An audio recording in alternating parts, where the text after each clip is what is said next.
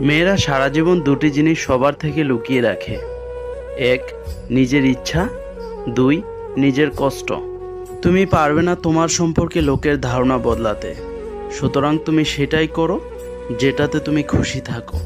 পাখিরা পিঁপড়ে খেয়ে বেঁচে থাকে, কিন্তু পাখিটা মারা গেলে পিঁপড়েগুলো তাকে খেয়ে বেঁচে থাকে। তর্কে জেতা বুদ্ধিমানের কাজ নয়, বরং তর্কে না যাওয়াটাই বুদ্ধিমানের কাজ। পরিস্থিতি যে কোনো সময় পরিবর্তন হতে পারে। জীবনে কাউকে কষ্ট দিও না। আজ হয়তো তুমি অনেক শক্তিশালী, কিন্তু একটা কথা মনে রেখো, সময় তোমার থেকেও বেশি শক্তিশালী। রিলেশনশিপের প্রথম দিকে মানুষ জীবনও দিতে পারে, কিন্তু একটু পুরনো হলে সময়টুকুও দিতে পারে না।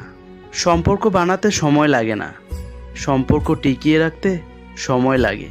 এই পৃথিবীতে মন বোঝার চেয়ে ভুল বোঝার মানুষ অনেক বেশি। অনলাইনে যে যত অ্যাক্টিভ, বাস্তব জীবনে সে তত বেশি একা। যার জন্য তুমি এত কিছু করছো, এত কিছু সহ্য করছো, একদিন সেই বলবে, আমি কি তোমাকে বলেছিলাম আমার জন্য এসব করতে?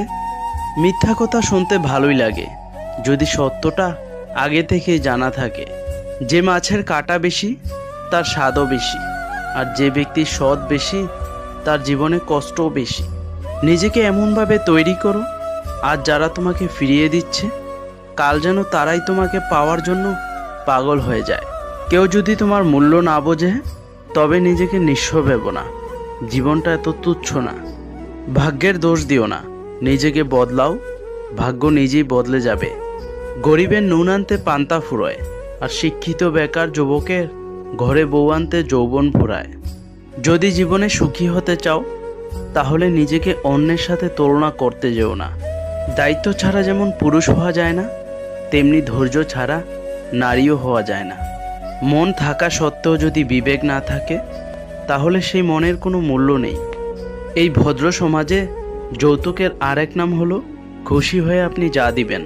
কে অবহেলা দিল, কে কষ্ট দিল, কে কী কথা বলল, এগুলো নিয়ে এখন আর ভাবি না, কারণ একা চলতে শিখে গেছি।